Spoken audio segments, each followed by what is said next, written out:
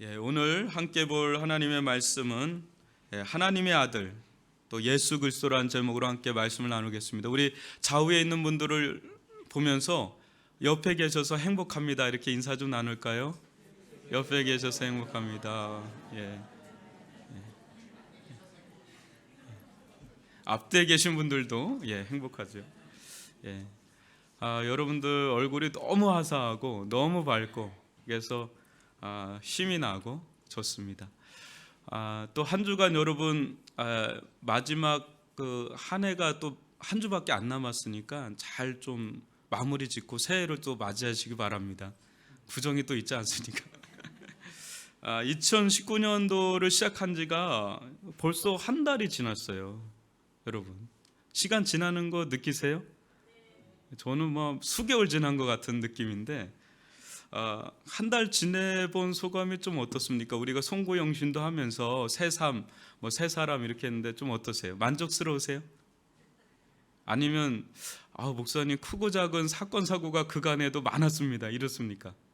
아니면 목사님 이건 아닌데요 이런 느낌이십니까? 그래서 우리나라는 참 좋은 것 같아요. 한 달 살아보고 또 신기일전하라고 구정이 또 있는 것 같기도 합니다. 그래서 새롭게 또 시작을 하시면 좋을 것 같습니다. 시작은 언제나 새로움과 어떤 설렘 또 기대감을 주지요. 앞으로 또 어떤 일이 펼쳐질지 궁금증을 자아내기도 하고요. 오늘 우리가 살펴볼 이 마가복음 또한 새로움의 상징인 이 시작이란 단어로 그 문을 엽니다. 여러분 1절 한번 보실까요? 같이 한번 읽어볼까요? 하나님의 아들 예수 그리스도의 복음의 시작이라. 아멘. 마가는 마치 태초에 하나님이 천지를 창조하시니라 이 창세기 1장 1절을 연상시키듯 대선언으로 이 마가복음의 포문을 엽니다. 하나님의 아들 예수 그리스도의 복음의 시작이라. 여러분 이 세상에는 하나의 복음만 존재하는 것이 아닙니다. 저마다 자신들만의 복음이 뭐죠? 그 뜻 자체가 복된 소식, 기쁜 소식, 굿뉴스, 가스펠, 한마디로 기쁜 소식이거든요. 그러니까 이 세상에 기쁜 소식이 한두 개가 아닙니다. 또 기대하는 바도 다 다르죠. 제가 아는 한 분은 사업을 꽤나 크게 잘 하셨던 분입니다.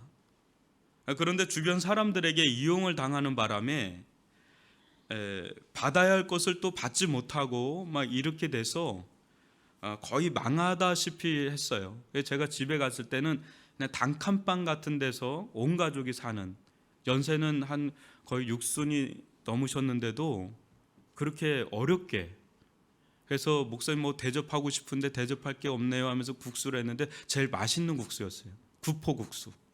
여러분 부산의 구포국수 유명합니다. 그래서 이제 암에도 걸리고요. 또 우울증에 합병까지 해서 거의 수년을 그냥 누워 지내야만 하는. 그러다가 조금 차도가 있어서 받지 못한 돈을 받으려고 동분서주를 하다가 병원에 진료하러 간 날 그때 병원에서 갑자기 소천하신 거예요. 갑작스럽게 일어난 겁니다. 청천벽력 같은 일이 생기고 만 것입니다.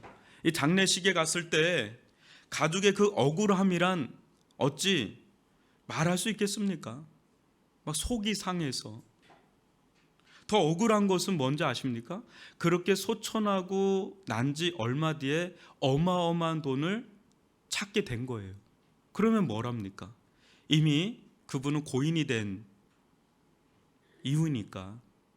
그것도 감사하긴 하지만 너무 억울하고 너무 원통한 거죠. 자신의 돈을, 그 어마어마한 돈을 되찾았거든요. 그 수년 동안 고생한 걸 다 갚을 정도의 돈을 되찾긴 했는데 그분은 그 살아생전 그 돈을 되찾는 게 복음 중에 복음 아니겠어요? 또 반면에 이 치명적인 암에 걸린 분은 돈이 복음이 아니에요. 돈이 대수롭지가 않아요. 일단 살고 봐야 되기 때문에 병이 낫는 게 복음이지 돈을 억수로 갖다 줘도 그건 자기한테 큰 의미가 안 되는 거예요. 일단 살고 봐야 되니까. 그게 복음이죠. 또 오랜 동안 아이를 못 갖는 부부에게 있어서는 아이를 갖는 게 복음 중에 복음입니다. 그거를 얼마나 원하는지 이름 말할 수가 없어요. 제가 예전에 유초동부 섬길 때 정말 젊은 가정인데 주일날 되면 눈이 퉁퉁 벗어올 때가 덜어 있었어요. 왜 그런가 하니 그 시댁 식구들이나 뭐 가족 행사를 하면 애들 많은 걸 보고 온 날은 그날은 너무너무 속상한 거예요. 그래서 울고 오시는 거예요. 여러분, 올해 들어와서 여러분들은 기다리고 있는 복음이 있습니까? 나는 이런 일이 일어났으면 좋겠다, 그런 거 있으세요? 아마 2019년도 시작하면서 목사님 사업 대박 났으면 좋겠습니다, 이런 분이 좀 있을 거고, 우리 자녀들 좀 취업이 좀 잘 됐으면, 좀 결혼했으면, 출산했으면, 승진했으면 뭐 이런 생각이 있는 분이 있고, 또 병이 있으신 분이거나 또 틀어진 관계에 있는 분들은 목사님 좀 병이 낫거나 또 이 관계가 회복됐으면 좋겠습니다, 뭐 이런 거를 원하는 분이 있을 거고, 그게 우리에게 복음이죠. 그걸 또 기다리기도 하고 기도하기도 하고 또 기적 같은 일을 기대하기도 하죠. 이런 일이 있었으면 좋겠다. 아마 우리들 가운데 크고 작게 있을 겁니다. 실제 마가가 쓴 이 복음이란 단어는 기독교의 전유물이 아니라 이미 세상에서 통용되던 단어를 빌려 쓴 거예요. 보통 이 단어는 이 로마인들이 전쟁에서 승리하거나 또 황제의 생일을 축하할 때 쓰던 용어입니다. 승전가가 있을 때 유앙겔리온, 이 복음이란 단어를 막 썼던 거죠. 그러니까 기독교만이 쓴 단어가 아니라 세상에서 쓰던 거 그냥 빌려 쓴 거죠. 이렇듯 우리는 상황에 따라 복음을 달리 설정하고 때마다 복음을 기대합니다. 이런 때는 이런 복음을 기대하고, 이런 좋은 소식을 기대하고, 저런 때는 또 저런 거 기대하고. 근데 이런 것도 필요합니다, 우리가 살면서. 그런데 이러한 상대적인 복음 말고 이 세상에 절대적 복음이 있는가? 어때요? 이 절대적 복음, 어느 누구에게나 어느 시대나 통용되는 그런 절대적 복음이 있을까? 지금 마가는 이 세상에 없던 이 새로운 복음 하나를 끌고 들어옵니다. 그리고 이 복음 앞에 정관사 더를 둠으로 이것이야말로 인류 가운데 절대 유일의 복음이라고 소개하고 있습니다. 그러나 이는 마가가 만들어낸 복음이 아니라 알고 보면 하나님의 아들 예수 그리스도의 복음, 그러니까 예수 그리스도가 이 땅에 가져온 복음이라는 거죠. 예수 그리스도가 이 땅에 오시면서 끌고 들어온 그런 복음이라는 거죠. 지금 마가복음은 앞으로 이 예수 그리스도, 하나님의 아들 예수 그리스도를 통해 펼쳐질 그 복음을 친절하게 앞으로 소개해 줄 것입니다. 오늘은 그 복음의 시작점인데요, 우선 우리가 살펴볼 것은 이 복음의 성질, 이 복음의 특성이 무엇이냐라는 거예요. 이 복음은 세상 다른 누구의 복음이 아니라 누구의 복음이라고요? 하나님의 아들 예수 그리스도의 복음. 마가는 예수 그리스도의 정체를 먼저 소개함으로 앞으로 주어질 이 복음의 성질, 특성을 우리에게 보여주는데, 사랑하는 성도 여러분, 우리가 믿는 바 예수 그리스도는 누구십니까? 예수 그리스도 어떤 분이십니까? 하나님의 아들. 예수 그리스도는 동정녀에게 나셨죠. 또 요셉, 목수인 요셉의 첫째 아들이었죠. 심지어는 십자가에 못 박혀 죽으셨죠. 그럼에도 불구하고 예수님의 실체는 뭐라고요? 하나님의 아들. 하나님의 아들이란 뭐냐? 믿기 어려울 정도이지만은요, 하나님의 아들이라는 것은 하나님이다라는 거예요. 신이다라는 거예요. 예수님은 그냥 단순한 인간이 아니라 하나님의 아들, 하나님 그분 자신이 된다는 것을 보여주고 있는 거예요. 그렇기 때문에 그분이 갖고 온 복음은 이 세상의 복음과는 뭔가 다른 절대적 복음이 될 수 있는 이유는 그분 자체가 다른 분이기 때문에. 마가복음 1장 11절 한번 보시기 바랍니다. 같이 한번 읽어볼까요? 시작. 너는 내 사랑하는 아들이라 내가 너를 기뻐하노라 하시니라. 마가복음 3장 11절도요. 더러운 귀신들도 어느 때든지 예수를 보면 그 앞에 엎드려 부르짖어 이르되 당신은 하나님의 아들이니이다 하니. 여러분, 귀신이 예수님을 더 잘 알아요. 어느 때 우리보다도. 하나님의 아들이라 그러죠. 마가복음 9장 7절도 보십시오. 마침 구름이 와서 그들을 덮으며 구름 속에서 소리가 나되 이는 내 사랑하는 아들이니 너희는 그의 말을 들으라 하는지라. 또 마지막으로 마가복음 15장 39절도 한번 보십시오. 예수를 향하여 섰던 백부장이 그렇게 숨지심을 보고 이르되 이 사람은 진실로 하나님의 아들이었도다 하더라. 앞으로 전개되는 이 마가복음의 내용은 모두 예수 그리스도가 하나님의 아들이심을 보여주는 것이라 해도 과언이 아닙니다. 계속해서 우리가 살펴볼 건데 예수 그리스도는 하나님의 아들이다, 예수 그리스도 하나님의 아들이라는 계속해서 보여준다는 거죠. 그는 이는 예수 그리스도의 복음이 무엇을 말해주는가? 우리에게 예수 그리스도의 복음은 한 인간이 만들어낸 땅에서부터 나온 복음이 아니다라는 거예요. 아까 우리가 말한 수많은 복음들, 그런 복음들의 그런 종류가 아니다라는 거예요. 예수 그리스도의 복음은 땅에 있으나 하나님의 아들, 즉 하나님 그분 자신이 직접 만들어낸 하늘로부터 나온 복음이라는 거예요. 그래서 단 한 번도 생소하게 들려지는 복음이라는 거예요. 우리가 일상적으로 들을 수 없는 복음이 들려지게 된다는 거예요. 왜요? 하나님께서 이 땅에 오셨고 이 땅에 오셔서 그분이 무슨 일을 행하셨는지, 왜 오셨는지 그거에 대해서 펼쳐 보여주는 게 지금 마가복음 속에 기록되어 있는 복음의 내용이라는 거죠. 근데 우리는 그것을 살펴볼 거라는 거죠. 아주 비교 불가의 독보적인 복음이 이제 우리들 가운데 시작되고 선포되고 있는 그 서막을 알리는 것이 1장 1절입니다. 하나님의 아들 예수 그리스도의 복음의 시작이다라는 우렁찬 선언이 지금 마가복음을 통해서 이루어지고 있는데요. 여러분, 예수님이 이 세상에 오신 이유가 무엇일까? 오셔서 하신 일이 무엇일까? 한번 예수 그리스도, 하나님의 아들 예수 그리스도가 만들어낸 복음이 어떤 복음인지 한번 살펴보기를 원하는데 2절로 5절 그 첫 시작점이 어떻게 시작되는지 한번 다 같이 한번 읽어보겠습니다. 시작. 선지자 이사야 그래 보라 내가 내 사자를 내 앞에 보내노니 그가 내 길을 준비하리라. 강야에 외치는 자의 소리가 있어 이르되 너희는 주의 길을 준비하라. 그의 오실 길을 곧게 하라. 기록된 것과 같이 세례 요한이 광야에 이르러 제사함을 받게 하는 회개의 세례를 전파하니 온 유대 지방과 예루살렘이 다 나아가 자기 죄를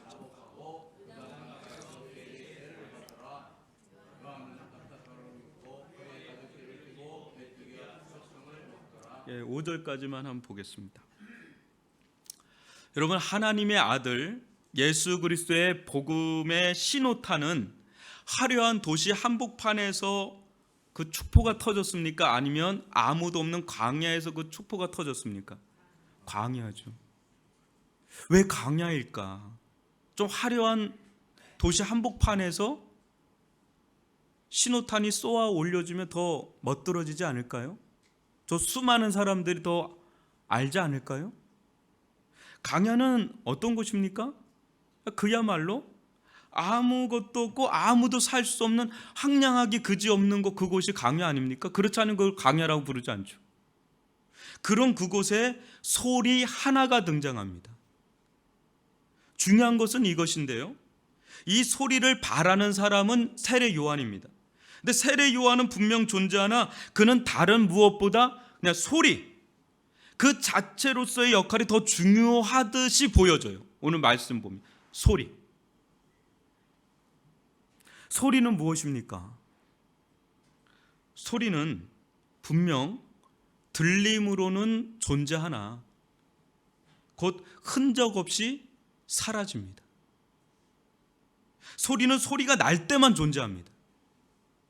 침묵과 함께 소리는 사라지지요. 소리는 있는 것 같은데 또 없는 것처럼 느끼는 게 그런 거예요. 소리를 말할 때는 있는 것 같은데 침묵하는 순간 소리는 사라집니다. 세례 요한은 그런 소리 같은 존재라는 것. 그가 말할 때 그는 존재한 것처럼 보여요. 그래서 그가 말하고 있을 땐 수많은 사람들이 그에게 몰려들어오지만 그가 침묵하는 순간 그의 존재는 또 사라집니다. 실은 설교자는 그런 자들이,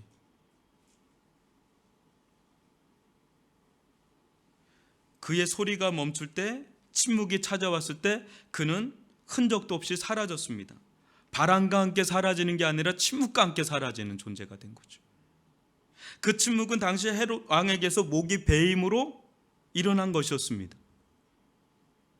그는 분명 소리로서 제 역할을 다 합니다. 그것도 광야에서 말이죠. 그러나 광야에서는 어떻습니까? 소리보다 더 독보적인 존재가 있을까요? 광야는 그야말로 아무것도 없고 아무도 살 수 없는 곳이지만 거기에 소리, 이 광야는 그야말로 소리가 가장 두드러질 수 있는 공간이에요. 그래서 오페라나 극장이나 이런 데 보면 소리만 아주 청명하게 들릴 수 있는 구조로 갖춰져 있죠. 다른 게 중요한 게 아니라 소리 자체. 근데 광야는 그야말로 서라운드로 소리만 가장 선명하게 분명하게 들릴 수 있는 공간이라는 거죠. 기가 막힌 거죠. 광야에서는 소리보다 능력 있는 게 없습니다. 그래서 이제 하나님은 이 소리를 오랜 동안 준비해 오셨다가 어디에서 등장시키세요? 광야에서. 세례 요한, 그는 광야에서만큼은 왕과 같은 자였습니다. 모든 이들이 다 그 앞으로 나왔습니다. 온 유대와 예루살렘에 사는 이들이 그 도시 한복판에서 광야로 다 나올 정도로 그는 왕과 같은 자로 딱 우뚝 서 있어요. 소리이기 때문에. 그렇다면 우리는 그가 바란 그 소리의 정체가 무엇인가 눈여겨볼 필요가 있습니다. 그가 말하는 소리의 정체는 무엇이었을까요? 너희는 주의 길을 예비하라. 그의 오실 길을 곧게 하라. 그가 외쳤던 메시지가 이겁니다. 좀 더 구체적으로 말하자면 회개의 제사함을 받게 하는 회개의 세례를 전파한 거죠.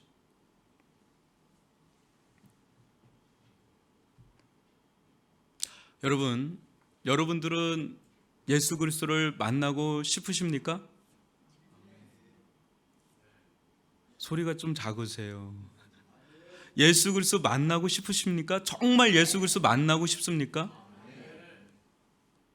예수 그리스도의 하나님의 아들, 예수 그리스도의 복음이 내 안에 들어와서요. 복음이, 그 진짜 기쁜 소식이 내 안에 들어와서 이 세상에서는 얻을 수 없는 영원한 기쁨을 얻고 싶으십니까?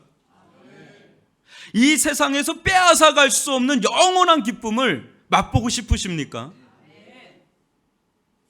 사람들은 예수 그리스도를 만나고 싶어 합니다. 또 예수 그리스도의 복음이 자신에게 들어와서 역사하기를 원합니다. 그렇지 않으면 이 자리에 앉아 있을 수가 없어요. 먼 걸음에서 이 자리에 왜 앉아 있겠어요? 이것 때문에 온 건데. 그런데 신기하게도 모든 이들이 예수 그리스도를 만난 것은 아니다라는 거예요. 모든 이들의 영혼 가운데 예수 그리스도의 복음이 역사하는 건 아니다라는 거예요. 이게 이제 우리가 중요한 대목으로 들어가는 겁니다. 어떤 자들만이 예수 그리스도를 만납니까? 어떤 자들만이 예수 그리스도의 복음이 그 속에서 살아 역사하냐 이거죠. 어떤 자들만이 예수 그리스도를 보았고 만납니까? 오늘 말씀 보면 그분이 오실 길을 준비하는 자들이에요.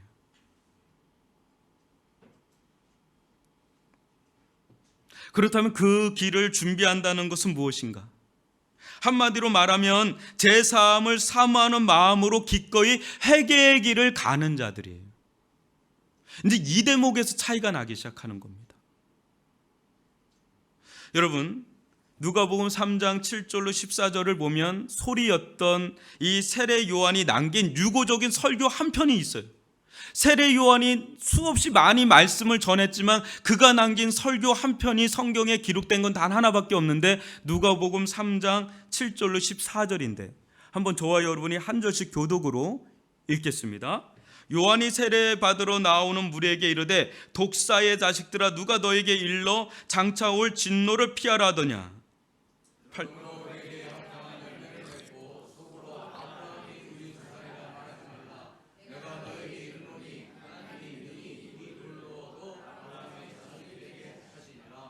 이미 도끼가 나무 뿌리에 놓였으니 좋은 열매 맺지 아니하는 나무마다 찍혀 불에 던져지리라. 대답하여 이르되 옷 두 벌 있는 자는 옷 없는 자에게 나눠줄 것이요 먹을 것이 있는 자도 그렇게 할 것이니라 하고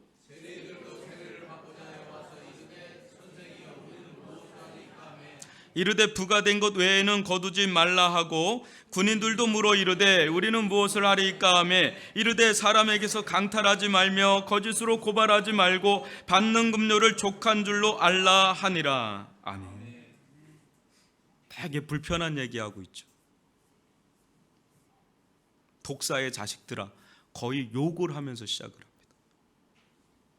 세례 요한은 당시 각계 각층에 있는 자들 한 사람들의 죄의 리스트를 나열하면서 신랄하게 고발하고 기소장을 날립니다. 그때 그들은 자기가 살던 터전을 등지고 광야, 아무것도 없는 황량한 곳으로 와 자기들의 그 숨긴 죄들을 주님 앞에, 그 세례 요한 앞에 자복하고 통회하며 회개하는 일들을 하는 겁니다. 여러분, 지금 우리가 이렇게 나이스하게 앉아 있는데 만약에 세례 요한이 이 강단에 서면 어떤 메시지를 전할까 너무 자명하지 않습니까? 여러분들이 또 우리가 숨기고 있는 거 그 사람 앞에 다 들춰내서 한 사람 한 사람은 조목조목 이 세리는 이렇고 군인은 이렇고 종교 지도자들은 이렇고 하나하나 우리의 제목을 낱낱이 신랄하게 고소하고 고발한다면 거기서 버텨내갈 재간이 없죠. 지금 그런 불편한 메시지를 세례 요한이 전파하고 있는 거예요. 미국 시카고 근교에는 해몬드 제일 침례교회가 있습니다. 이 교회는 유명한 게 세계에서 제일 큰 주일학교가 있다고 하는 걸로 유명한 교회인데 이 슬랭가에 있습니다. 시카고 슬랭가에 있는데 한국의 어느 목사님이 그 교회를 방문했다고 합니다.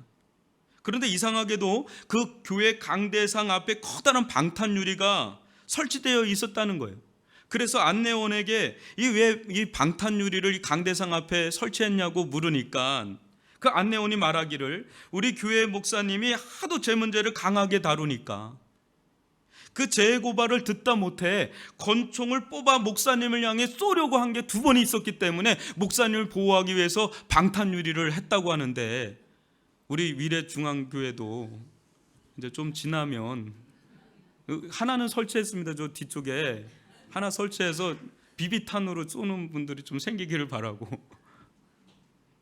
그 죄를 그렇게 고발하니까 거기 있던 사람 슬랭가 뭐 여러 사람 있으니까 막 총으로 막 그런 일이 실제적으로 있었던 거예요. 사랑하는 성도 여러분, 오늘날을 사는 이 성도들의 삶이란 전쟁과 같지 않습니까? 지금 이렇게 앉아 계시지만 여러분들 일주일 동안 아마 세상에서 누구에게도 얘기하지 못할 정도로 전쟁 같은 삶을 살고 오셨을 거예요. 막 헉헉대면서 여기 오신 분도 꽤 있을 겁니다.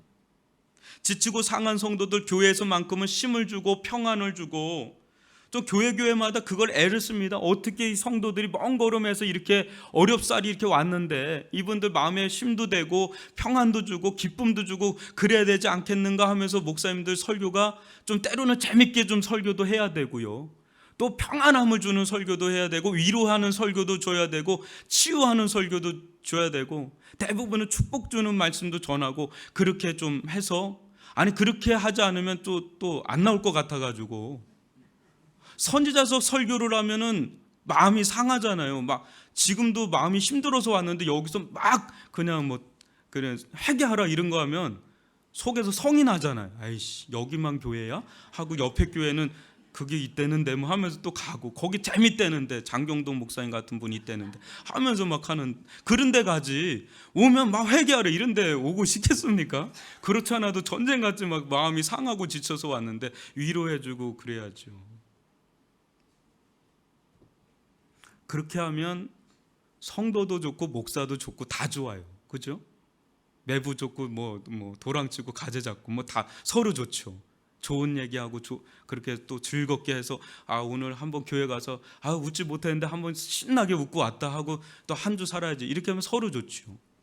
그런데 저는 이 말씀 보면서 자칫 잘못하면 이런 곳에는 우리들은 있는데 예수 그리스도는 없을 수 있구나, 아주 무서운 생각이 들었어요.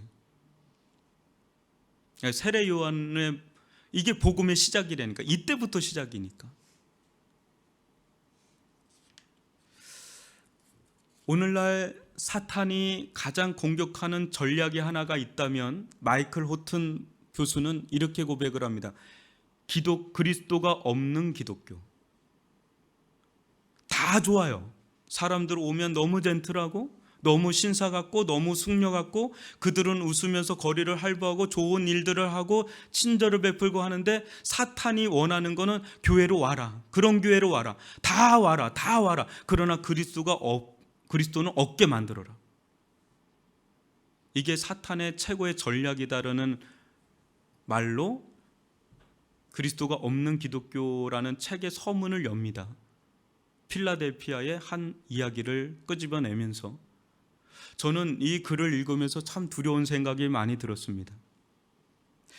여러분, 우리가 할 수 있는 것은 회개밖에 없는 줄 믿습니다. 제 사함을 우리가 스스로에게 줄 수 있습니까?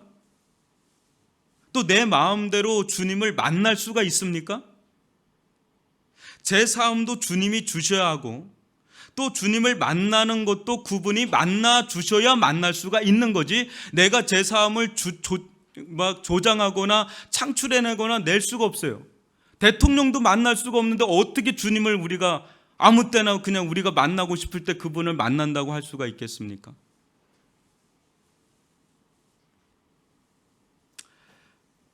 우리는 제 삶도 주님을 만나는 것도 할 수는 없지만 그분이 오시는 길은 준비할 수가 있습니다. 그 길은 회개의 길이에요.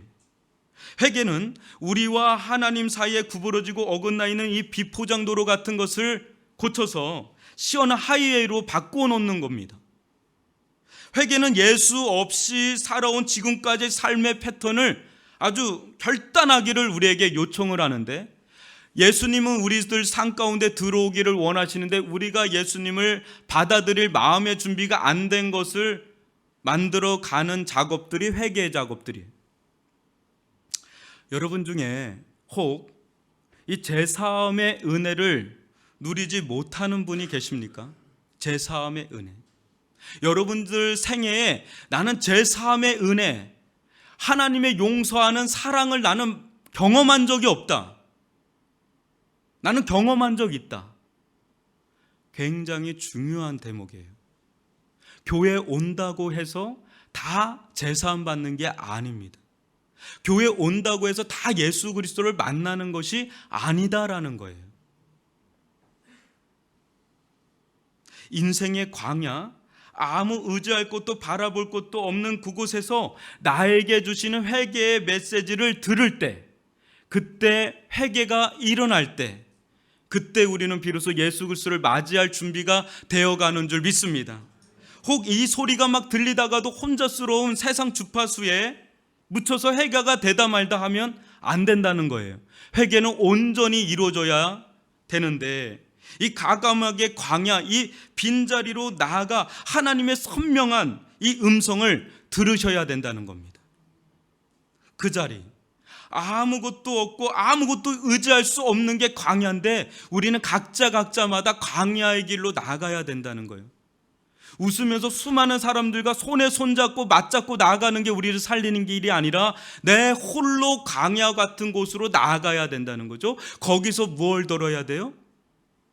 나에게 들려주시는 하나님의 음성을 들어야 되는 거예요.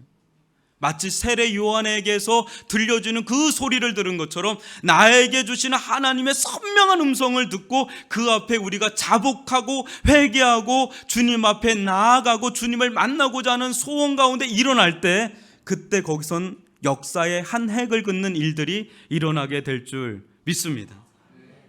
세상에 한없이 매여 있어 끊어버리지 못한 채 한 발은 세상에 또 한 발은 예배당에 걸쳐 있는 분이 있다면 과감하게 이 광야의 예배 자리로 나올 수 있기를 바랍니다. 여러분, 이 예배 자리는 어떤 곳입니까? 이 예배는 세례 요한에게 있어서는 광야와 같은 곳이에요. 세례 요한의 예배당은 광야였다면 우리의 예배당은 여기죠. 여기 여러분들은 누구를 보러 나왔습니까? 무엇을 원해서 나왔습니까? 소리. 우리가 주목해야 될 거는 그 소리라는 거.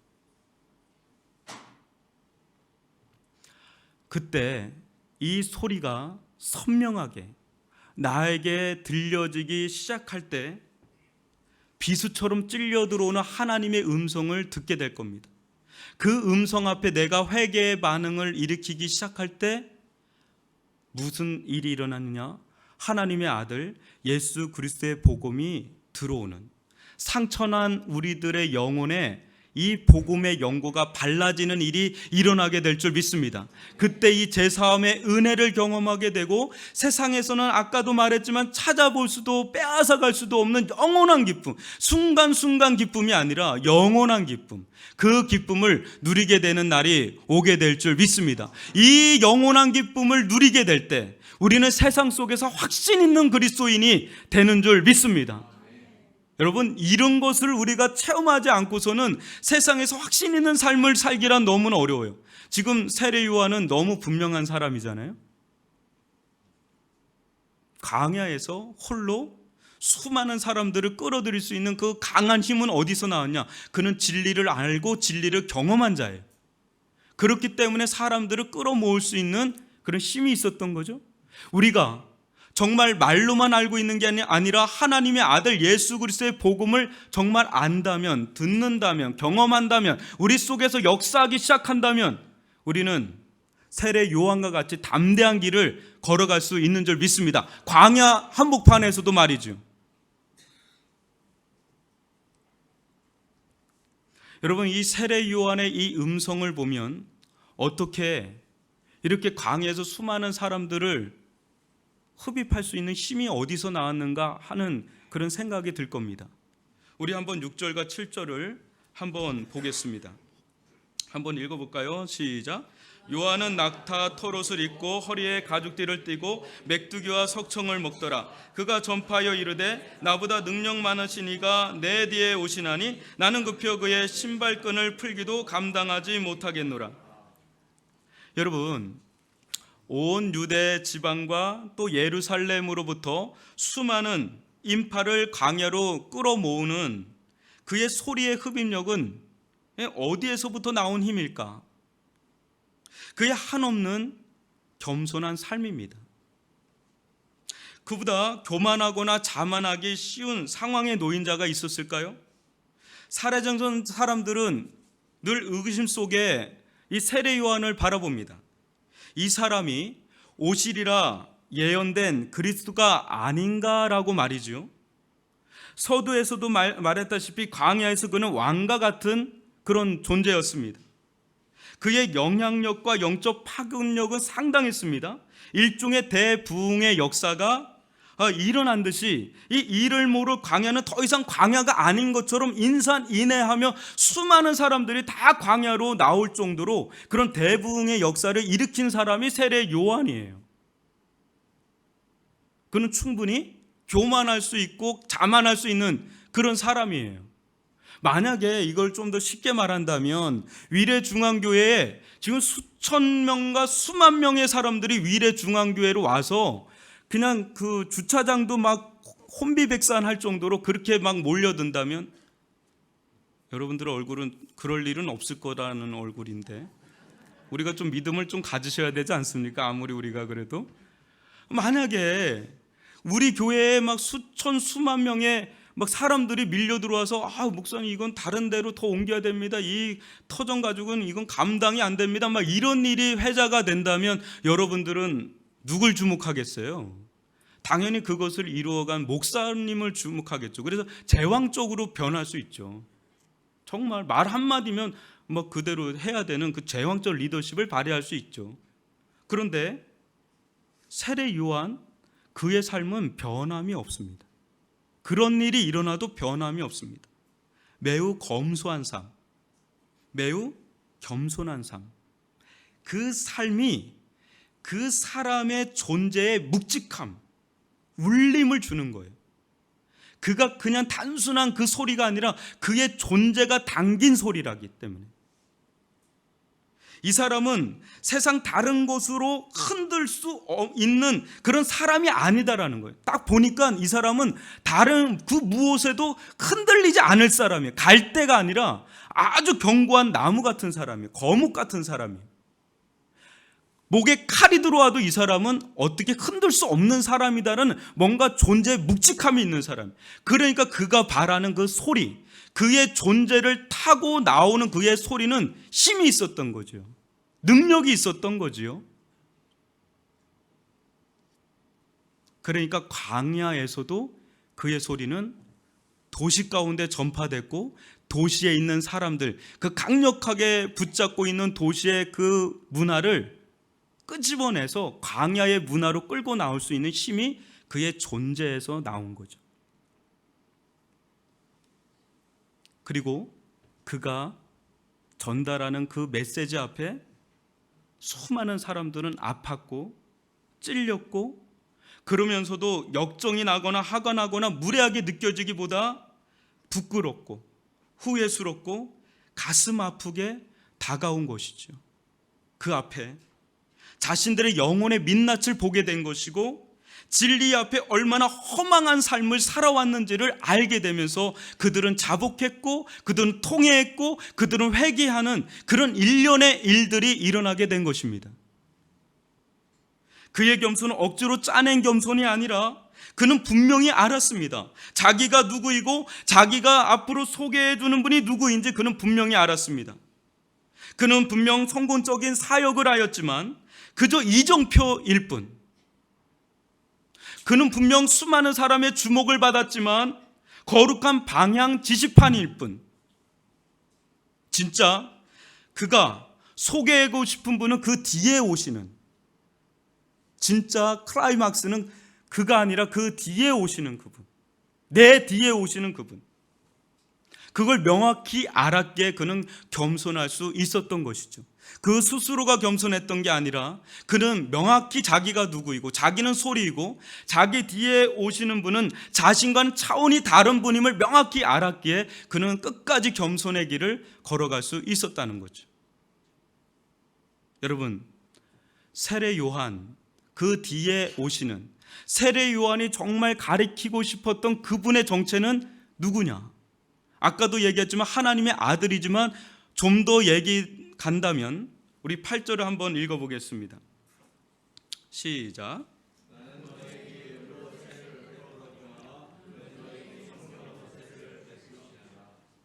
세례 요한, 그가 할 수 있는 것은 이 제사함을 받게 하는 회개의 세례, 즉 제사함을 달라 구하며 회개하는 자들에게 증표로 주는 물세례 정도였어요.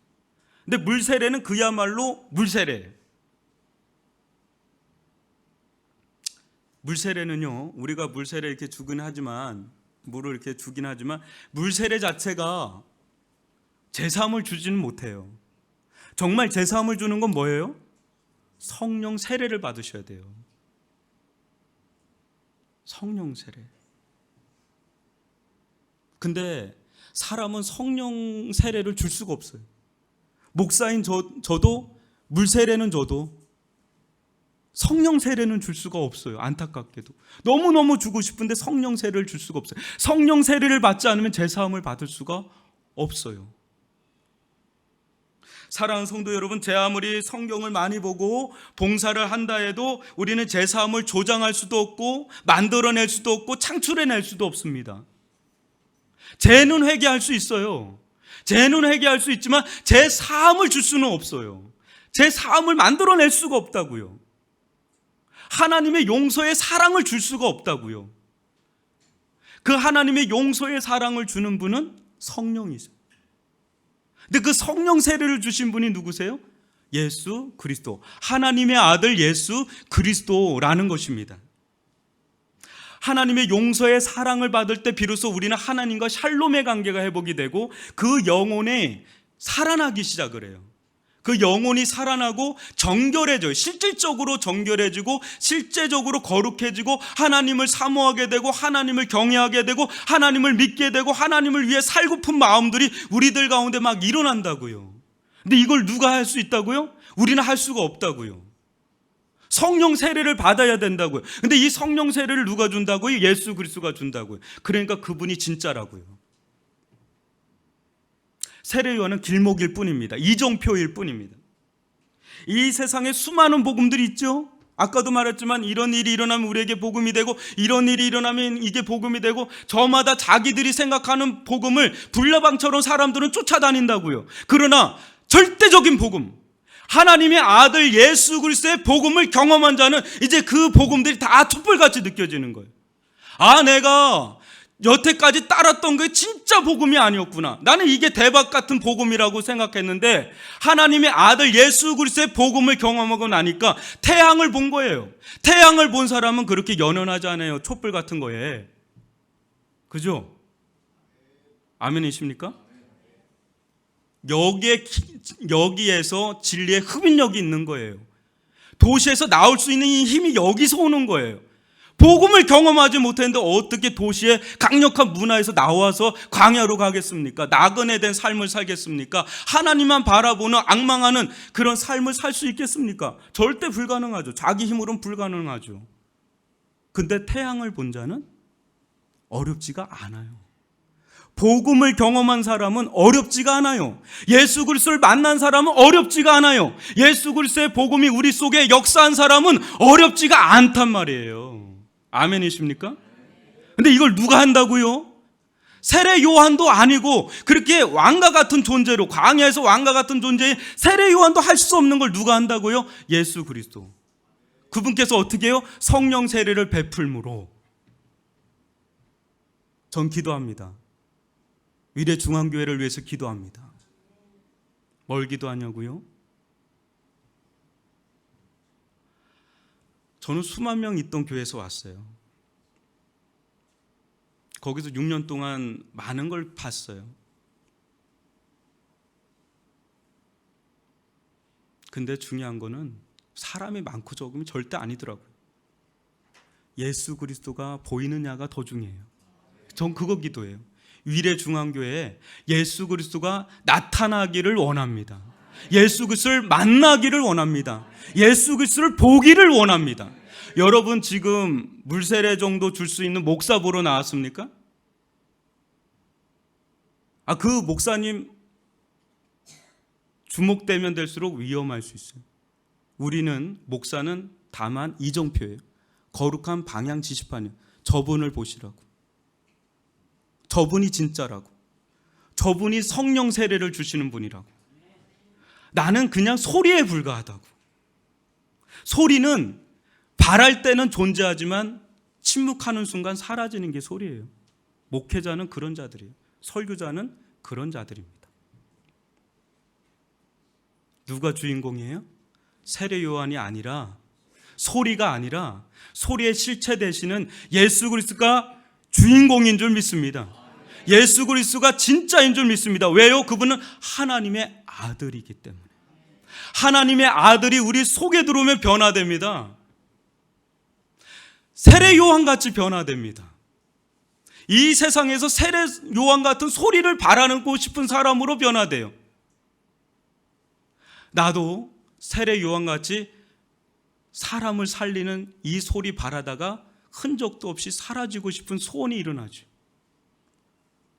그걸로 족한 거예요.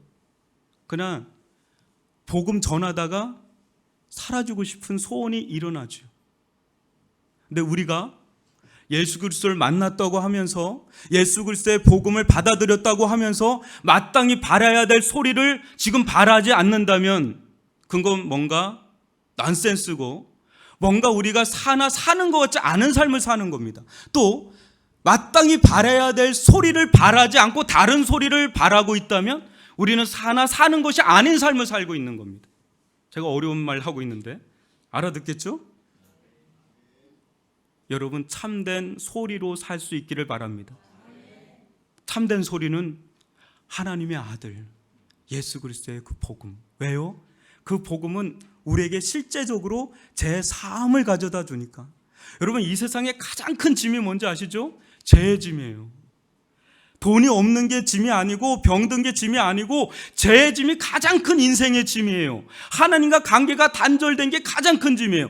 하나님으로부터 사랑을 누리지 못하는 게 가장 큰 짐이라고요. 그런데 제3의 은총이 우리 가운데 임할 때 우리는 하나님이 나를 사랑한다는 것을 경험해요. 하나님의 사랑을 경험하는 사람은 방언을 안 받아도 돼요.